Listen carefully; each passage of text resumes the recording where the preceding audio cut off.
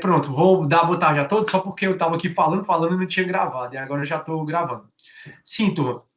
O que é que acontece? Nesse mês, então, a gente vai ter duas disciplinas obrigatórias, muito provavelmente. A primeira, com certeza, vai ser noções de pesquisa, comigo, no mesmo horário da aula da gente, sexta-noite, sábado de manhã de tarde. E também, 15 dias depois, a gente vai ter seminários especiais, que aí eu já estou articulando com os professores como é que vai ser. As aulas vão ser nessa plataforma, é melhor do que a do Zoom, porque no Zoom a gente só poderia dar 40 minutos de aula, que é exatamente outra coisa que eu vou combinar com vocês.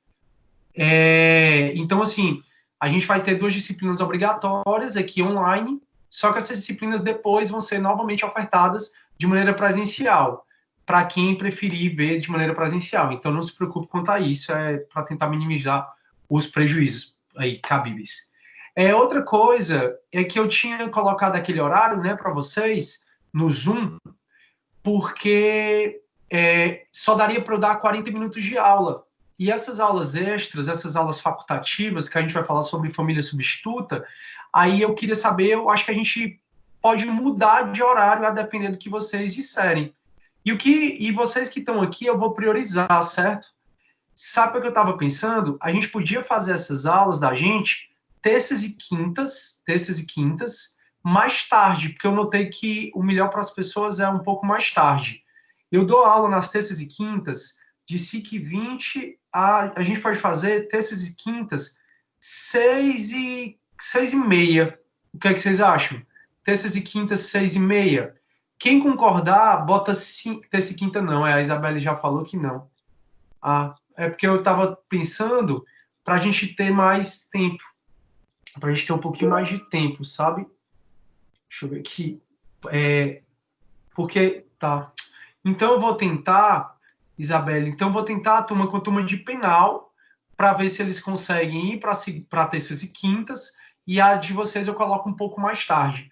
Porque assim, eu convidei as três turmas têm 30 alunos. Uma tem 26, outra tem 29, outra tem 33. Então, assim, dá uma média de 30 alunos, ou seja, nós somos 90. Eu esperava encontrar aqui pelo menos nem a metade a gente está, né? Que seriam uns 40, 45, e nem a metade a gente está. Pois é, Clarice, eu estava imaginando que mais tarde seria melhor para todo mundo. Salos, como tu tá na área de penal, cara, eu vou propor lá na área de penal a gente começar a ter esse quinta, 6h30. Aí essa de civil, a gente estende um pouco mais o horário. Tipo assim, ao invés de começar às 5 horas, começar às 6. Tá entendendo? Eu vou ver como é que eu faço, certo? Sobre isso. Massa. Então é isso. Essa é a plataforma do Teams. Vocês conseguem me ver. Daqui a pouco eu vou compartilhar a tela do meu computador para vocês verem o meu material. Eu também já postei alguns materiais aí para vocês, certo? Vou fazer assim, eu vou compartilhar a tela do meu computador agora para vocês verem o material que eu já postei. Eu ensinar vocês mais ou menos a trabalhar nessa plataforma, que é a plataforma que a gente vai trabalhar enquanto durar a quarentena. E também porque vocês vão ficar vendo o meu material. Então, eu vou começar a compartilhar a minha tela agora. Deixa eu só ver aqui. Se alguém tiver alguma dúvida, turma, é só falar, tá bom? Pronto, compartilhei. Me digam aí se vocês estão. Se o doutor puder, manda o material do grupo também. Na verdade, ô Adonis, eu vou deixar aqui mesmo, cara, porque a ideia é que vocês consigam acessar essa plataforma, entendeu? Então, eu vou deixar aqui mesmo para que o aluno venha aqui e acesse, certo? Se alguém quiser postar no grupo, eu não vejo problema não, mas eu queria realmente que todo mundo acessasse essa plataforma para a gente ver que não é um bicho de sete cabeças. A minha pergunta é, vocês estão vendo a minha tela? Deixa eu mudar aqui de tela. Vocês estão vendo aqui pacote anticrime, por exemplo? Eu vou voltar lá só para saber se vocês estão vendo. Estou vendo. Pronto. Show, Saulos. Obrigado aí. Turma, então já que vocês estão vendo a minha tela, obrigado, Ilana. Valeu, galera. Obrigado pelo retorno. Esse é o Teams, tá? Aqui eu vou mostrar para vocês os grupos que eu faço parte. Então, aqui do Teams, eu faço parte, tá aqui, da turma de vocês, que é essa, Direito e Processo Civil, da turma de Direito e Processo Penal, após, e faço parte da minha disciplina da graduação, que é Direito da Criança e do Adolescente, que é exatamente o que a gente vai conversar hoje. Se eu acesso nosso grupo, né, da pós de processo civil, você pode ver aqui no feed que eu já trouxe alguns materiais. Eu trouxe ECA, noções preliminares, e trouxe também a aula 1, que é um slide. Para ficar mais fácil, você pode vir aqui em Files, que significa arquivos, né? Então, você clica em arquivos, vai aparecer aqui material da classe, né? Material da sala de aula, e esses 2 arquivos estão disponíveis para você. Então, você pode agora mesmo baixar esses 2 arquivos, caso você queira acompanhar a aula, ou então você pode baixar depois. Então, o comando, né, o painel de comando é esse. Toda vida que a gente tiver aula, e aí eu vou depois tentar decidir no grupo quando é que a gente vai ter aula toda segunda e quarta, ou terça e quinta, né? 2 aulas por semana, mais ou menos 1 hora de aula por semana. Por semana não, 1 hora de aula por dia, 2 horas de aula por semana. Então eu vou, sempre que você quiser, é só colocar em atividades. Quando você coloca em atividades, você vai ver a nossa reunião. É só clicar aqui, ó, em ingressar. É o que todos vocês fizeram. Então acredito que não vai ter nenhum problema. A aula de hoje, pessoal, ela vai ser curtinha mesmo. Eu vou ter que acabar essa aula às 5h40, ou seja, daqui a 20 minutos. Mas a próxima aula eu quero fazer ela de 1 hora e também não vai ter mais essa introdução. Tranquila, tá aí? Show? Massa. Eu vou agora, pessoal, para o material para a gente começar a aula de hoje. Eu vou lá no chat só para saber se vocês estão com alguma dúvida. Se tiver com dúvida, é só escrever. Pronto, ninguém escreveu nada, então acredito que ninguém está com dúvida nenhuma. Como é que vai ser a divisão da nossa aula, tá? A gente vai começar falando sobre noções preliminares do ECA. Noções preliminares do ECA. Ou seja, a gente vai conversar sobre o que é o ECA, como é que era o sistema de proteção à criança e adolescente anterior ao ECA, como é que está agora, qual foi a quebra desse paradigma que foi a Constituição de 88. A gente vai ver quem é criança, quem é adolescente, a gente vai ver alguns princípios relacionados ao ECA, porque eu não posso logo começar em famílias substitutas, que é falar de guarda, de tutela e de adoção, que são as 3 tipos de famílias substitutas do ECA. Assim, já que a gente está com tempo, eu prefiro inicialmente dar uma ideia para vocês do que é o ECA. Deixa eu voltar aqui, eu vou voltar para a câmera. Pronto, para vocês me verem. Pronto, eu queria, turma, inicialmente conversar com vocês sobre o que é o ECA, como é que se interpreta o ECA, porque muitas vezes a gente não tem essa disciplina na universidade, só algumas instituições que traz o ECA, Estatuto da Criança e Adolescente, como obrigatória. Onde eu estudei, por exemplo, não era obrigatório, na Unifor não é obrigatório. Então eu quero dar essas noções preliminares para vocês do ECA. Depois a gente vai falar sobre famílias no contexto atual. Como assim?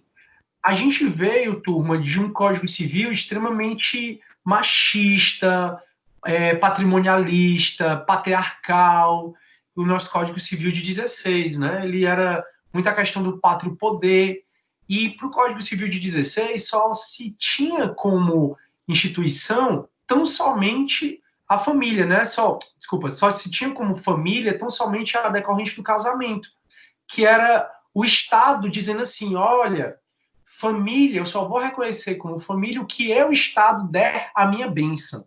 Então, o Código Civil de 16, ele disse assim, família só decorrente do casamento. E casamento era a união entre homem e mulher.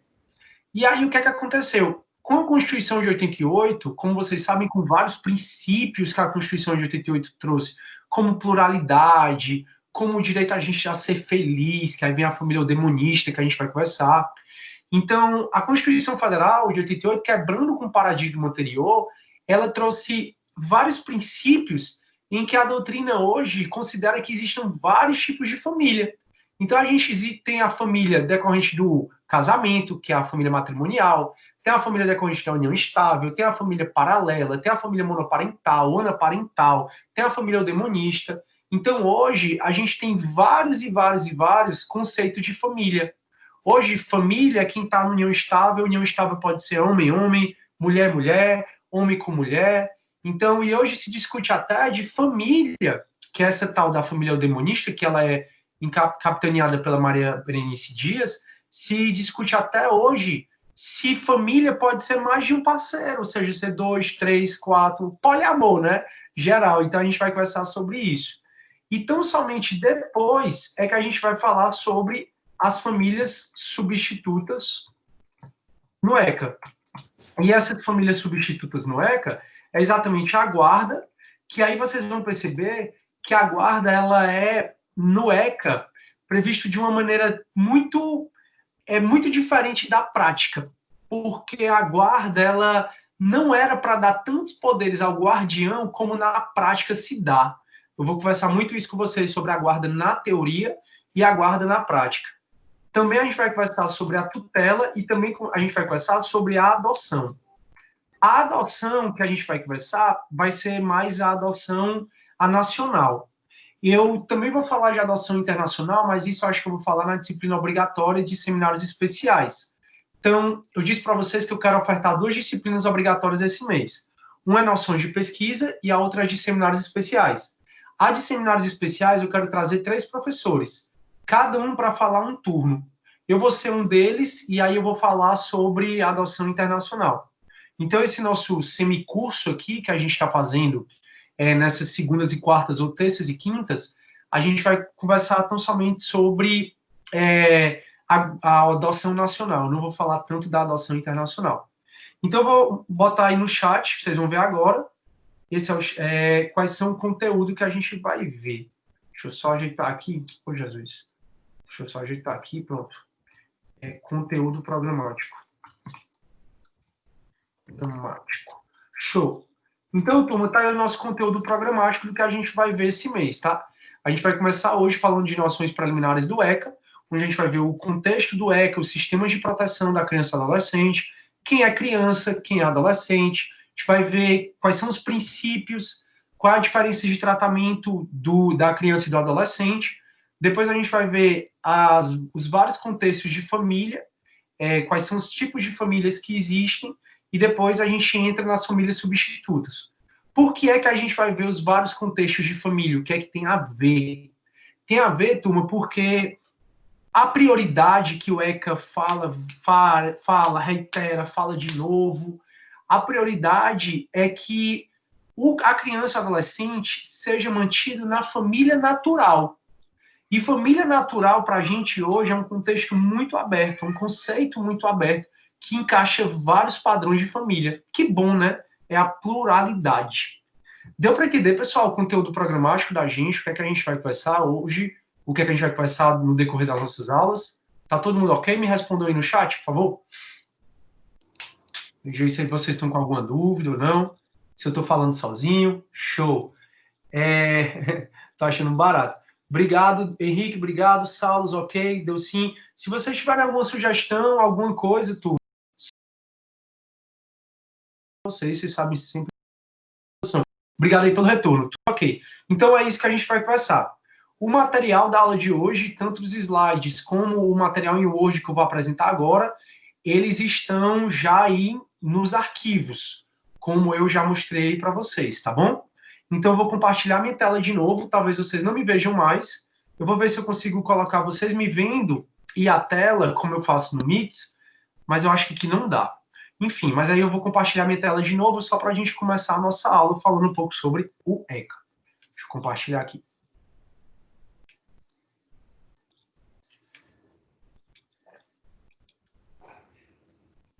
Show. Então eu acredito que vocês estão vendo a minha tela agora. Beleza. Eu estou indo aqui, turma, para nossa matéria. Valeu, eu já abri tanta coisa. Um dos slides que tá, turma, para vocês é esse aqui, ó. Eu vou começar falando um pouco sobre esses slides que eu coloquei para vocês, tá bom? Esses slides, turma, traz algum tipo de bibliografia que você queira estudar um pouco mais, tá bom? Acredito que para vocês, como vocês não estão mais na graduação, não seja tão interessante, mas como vocês estão em sede de pós, e a ideia é que você aprofunde mais o seu conhecimento, são livros muito bons. Qual é o problema que a gente tem em relação a estudar o ECA, tá? É impossível você achar um livro 100% atualizado. Por quê? Porque não tem nada, absolutamente nada, nenhuma lei nesse mundo que mude mais do que o ECA. O ECA, ele muda o tempo todo. Aí eu trouxe algumas alterações para vocês, ó. 2017, ó, quantas vezes o ECA vem mudando, ó. 2018, e são as principais, não são nem todas. Então, esse ano mesmo, já está se pensando em alterações do ECA. Então, o ECA muda o tempo todo, que é a dificuldade que a gente tem de achar uma bibliografia 100% atualizada. Mas, de toda forma, é só ficar atento sempre com a lei, né? E o ECA, vocês vão notar, ele é uma lei muito fácil de ler, de ser entendida, é uma lei muito discutida, debatida, é uma lei que serve para todo mundo, não serve só para quem é do direito, serve para todo mundo. É uma lei super interessante que a gente vai começar falando dela hoje. E, turma, o interessante é a gente falar sobre a criança e o adolescente, né? Porque no início não tinha nenhum tipo de proteção, nem a criança e nem o adolescente. Então, não tinha proteção e não tinha nenhum tipo de direito. Então, hoje mesmo que a gente vê, né, o menor comete um ato infracional, e aí todo mundo diz, é menor, não vai acontecer nada, que não é bem assim, né? Quando o menor comete um ato infracional, ele vai sofrer um certo tipo de pena, entre aspas, que na verdade não é pena. Na verdade, é medida socioeducativa, ou medida de proteção, né, dependendo. E uma das medidas socioeducativas é o menor infrator ele ir para o ECA, ou ele ir para o SEAS. O SEAS é a internação. E o SEAS, ele funciona, aspas, como se fosse um presídio, entendeu? Então, assim, quando a população fala, vamos reduzir a minoridade penal, porque o menor comete crime, que não é crime, né, é ato infracional, e não acontece nada com ele, na verdade, é um pouco de falta de desconhecimento da prática, sabe? Porque, na realidade, eles acabam indo para o SEAS, que é a casa de internação, e acaba que eles lá é bem complicado. Enfim. Aí no começo não tinha nenhum tipo de política pública voltada para criança e para adolescente, se eles eram abandonados, eles ficavam no meio da rua. E não esqueça que a gente está falando de uma sociedade extremamente machista. Se hoje em dia a gente tem uma sociedade que ainda revela traços do machismo, imagine 1500, 1600, 1700. Nessa época, por exemplo, as mulheres que usavam essas roupas, elas conseguiam muitas vezes esconder a gravidez. Elas escondiam a gravidez e, como não tinha nenhum tipo de proteção à criança ou ao adolescente, não tem nenhum tipo de registro de políticas públicas voltadas aos menores, simplesmente as mulheres abandonavam as crianças. Então, elas tinham um filho fora do casamento ou um filho antes de casar, e para elas esconderem a desonra, porque na época isso era considerado desonra para a mulher, elas abandonavam as crianças no meio da rua. Era bem complicado. Aí, a partir de 1726, foi registrado, tanto na Europa, principalmente na Itália, e a gente importou isso, principalmente lá em São Paulo e na Bahia, a chamada Roda dos Expostos, ou chamada também Roda dos Rejeitados. O que seria essa Roda dos Expostos e Roda dos Rejeitados? Se observou que não tinha muita política pública para criança e para adolescente. Vocês vão ver que eles eram tratados como se fossem, já eu chego lá, como se fossem pequenos adultos. Era super complicado isso. Então, o menino de 9 anos ele já podia responder criminalmente como uma pessoa de 20, de 40 anos. Era super complicado essa época. E aí, se não tinha política pública, a mulher não podia ter filho antes de casar, ou também não podia ter filho fora do casamento. Ela conseguia esconder a gravidez. Se hoje em dia se consegue, a Valina sabe que as roupas eram outras. Aí muita criança no meio da rua e aí acabava acontecendo muita mortalidade infantil. Aí instituições de caráter religioso e também hospitais criaram essa chamada Roda dos Expostos. Como eu falei, as referências é que foi criada na Itália, mas foi trazida para o Brasil. E essa Roda dos Expostos era exatamente para fazer com que a mulher tivesse o filho, né? E quando ela não queria esse filho, ela ia escondida até essa roda, colocava a criança e rodava essa parte aqui. Quando ela rodava, ela colocava a criança dentro da instituição. Então, esse aqui é o muro do hospital, da casa de misericórdia, por exemplo. Aí no muro se colocava esse artefato aqui, onde a criança colocava a criança, onde a criança, a mãe, na realidade, colocava a criança que ela não queria mais aqui dentro, e ela só rodava isso. Quando ela rodava, ela entregava a criança para a instituição e a partir daí ela não tinha mais responsabilidade nenhuma. E a criança é que tomava conta. Aqui no Brasil teve, tanto na Bahia como em São Paulo. Lá em São Paulo tem até um museu que fala da roda dos expostos, que tem até a roda dos expostos que era utilizada. E lá até saiu no Fantástico um dia desse não, faz muito tempo. Na verdade, foi nem Fantástico. Foi um desses jornais entrevistando pessoas que foram colocadas na roda dos expostos. Um deles virou médico no interior, super bem sucedido, a comunidade adora o cara, mas a outra nunca foi adotada, porque a intenção era que essas entidades elas recebessem e colocassem para adoção, já que a adoção nessa época não tinha tanta formalidade como tem hoje. Vocês vão ver que a adoção ela é bem formal, tem que ser formal mesmo. Então, turma, muitas vezes a mulher colocava essa criança dentro da roda dos expostos, virava e ninguém adotava essa criança. Quando ninguém adotava, e aí essa criança ia fazer o quê? Aí, além do médico, esse jornal entrevistou uma mulher que ela nunca foi adotada e ela viveu numa casa como essa a vida toda. Foi super complicado essa época. Vou lá no chat só para saber se vocês estão com alguma dúvida. Até agora ninguém está com dúvida, show de bola. Deixa eu ver aqui uma coisa, os participantes, é que tem alguém com o microfone ligado. É o Manuel. Manuel, o microfone tá ligado, tá, cara? Só para te avisar. Show. Aí, turma, nessa época, a gente tinha em outubro de 1890, tinha um Código Criminal, e o Código Criminal, e aqui a gente entra na teoria das afoncinas, que a gente estuda em História do Direito. Em 1890, quando aqui ainda era Império, existia o Código Criminal da República, né? Na realidade, quando passou para a República, e esse Código Criminal, direito penal mesmo, ele punia crianças entre 9 e 14 anos. Punia de outra maneira, mas essas crianças, que até 12 anos incompletos é considerado criança, elas sim cometiam crime. E nessa época era adotada a chamada teoria do discernimento. Ou seja, vamos supor que o menor infrator, ele roubava. A gente não pode nem falar em menor infrator hoje. Mas vamos supor que na época era chamado esse termo, que não tinha política para a criança, não tinha política para o adolescente, e aí eles morriam de fome, porque eles eram abandonados, mas aí o que acontecia? Eles tinham que viver, né? Eles tinham que comer. Só que eles foram abandonados, não tiveram oportunidade. O que a criança ou adolescente fazia? Roubava mesmo, furtava alimento. Aí, se a polícia os flagrasse cometendo um ato infracional, cometendo que nessa época era crime, né? Ia ser levado para o juiz, e o juiz, de acordo com o discernimento que ele achava que a criança tinha, o juiz ia aplicar pena para essa criança. Olha que doido. Então, em 1890, o Código Criminal, a partir daí, e isso durou muito tempo, ele criminalizava condutas das crianças entre 9 e 14 anos. Criminalizava de um jeito, a partir de 14 anos, ele era considerado um adulto.